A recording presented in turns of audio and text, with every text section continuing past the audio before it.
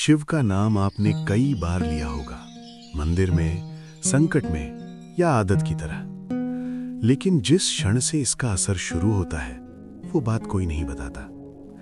ये नाम कोई समाधान नहीं देता, ये मन को शांत होने की जगह देता है। शिव का नाम शब्द नहीं, एक ठहराव है, जहां विचार रुकते हैं और भीतर की आवाज सुनाई देने लगती है। अगर आप सिर्फ सुनने नहीं, महसूस करने आए हैं, तो यहीं रुकिए, क्योंकि यहीं से शिव का नाम काम करना शुरू करता है।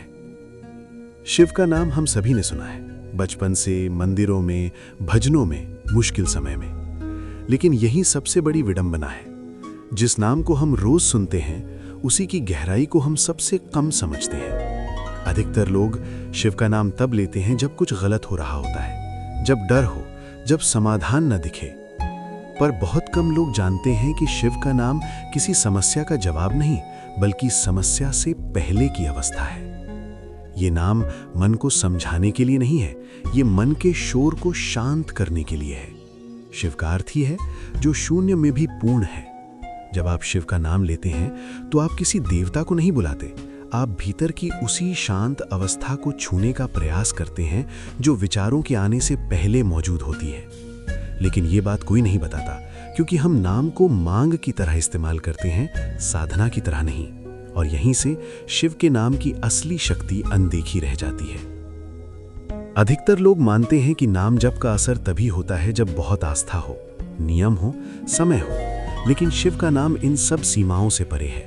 ये कोई शब्द नहीं, एक अवस्था है जहां मन धीरे धीरे रुकना सीखता है। जब आप शिव कहते हैं तो वो उच्चारण जितना महत्वपूर्ण नहीं होता, उससे पहले का मौन अधिक महत्वपूर्ण होता है। यही वो रहस्य है जो बहुत कम लोग समझते हैं। शिव का नाम मन को कुछ नया जोड़ने नहीं आता, बल्कि जो अनावश्यक है उसे हटाने आता है। इसलिए कई बार लोग कहते हैं, हम जप तो करते हैं लेकिन कुछ महसूस नहीं होता, क्योंकि शिव का नाम महसूस करने के लिए नहीं, खाली होने के लिए है। ये नाम आपको उत्तेजित नहीं करता, बल्कि स्थिर करता है।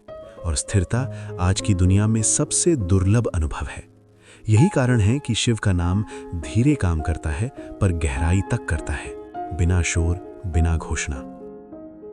कई लोग पूछते हैं कि अगर शिव का नाम इतना शक्तिशाली है तो सबका जीवन क्यों नहीं बदल जाता? यही वो सवाल है जिसका उत्तर कोई सीधे नहीं देता। शिव का नाम कोई जादू नहीं है जो बाहर की परिस्थितियां तुरंत बदल दे। ये पहले भीतर की प्रतिक्रिया बदलता है। दो लोग एक ही नाम जपते हैं, एक को शांति मिलती है, दूसरे को कुछ नहीं लगता। अंतर नाम में नहीं, मन की पकड़ में होता है। जो व्यक्ति नाम जप के साथ भी अपनी चिंताओं को कसकर पकड़े रहता है, उसे असर कम दिखता है। और जो बिना अपेक्षा के नाम को बहने देता है, उसके भीतर धीरे धीरे संतुलन बनने लगता है। शिव का नाम जीवन को नियंत्रित नहीं करता, बल्कि स्वीकार करना सिखाता है। और स्वीकार ही वो द्वार है जहां से परिवर्तन शुरू होता है। ये बात लोकप्रिय नहीं है, क्योंकि लोग समाधान चाहते हैं, प्रक्रिया नहीं। लेकिन शिव प्रक्रिया है, धीमी, मौन और स्थायी। अंत में शिव का नाम किसी लक्ष्य तक पहुंचने का साधन नहीं है, ये स्वयं में पूर्ण है। जो व्यक्ति शिव के नाम को केवल जप नहीं, बल्कि विश्राम की तरह अपनाता है, उसके जीवन में एक अलग स्थिरता दिखाई देने लगती है। वो व्यक्ति समस्याओं से मुक्त नहीं होता, लेकिन समस्याएं उसे हिला नहीं पाती। यही शिव के नाम की सबसे बड़ी और सबसे अनकही सच्चाई है। ये नाम आपको दुनिया से दूर नहीं करता, बल्कि दुनिया के बीच संतुलित बनाता है।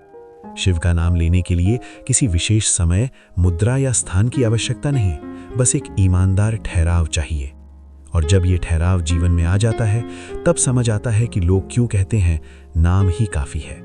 लेकिन ये बात कोई नहीं बताता, क्योंकि इसे शब्दों में समझाया नहीं जा सकता, इसे सिर्फ जिया जा सकता है।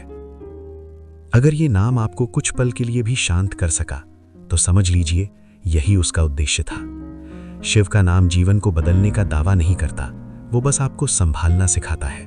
और जब मन संभल जाता है तो रास्ते अपने आप साफ होने लगते हैं। इस अनुभव को यहीं मत छोड़िए, शिव के नाम को अपने भीतर बहने दीजिए, मौन में, सरलता में। ओम नमः शिवाय।